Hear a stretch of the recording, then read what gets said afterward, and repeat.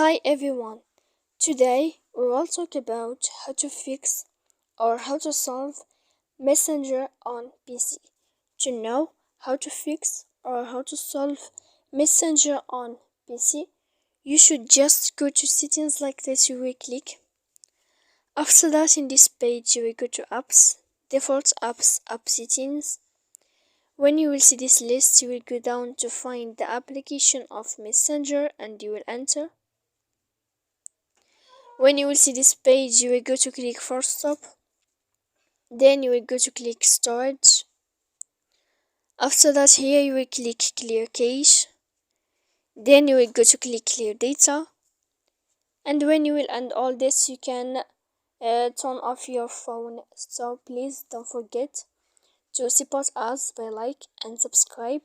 See you next time in another video, and thank you for watching.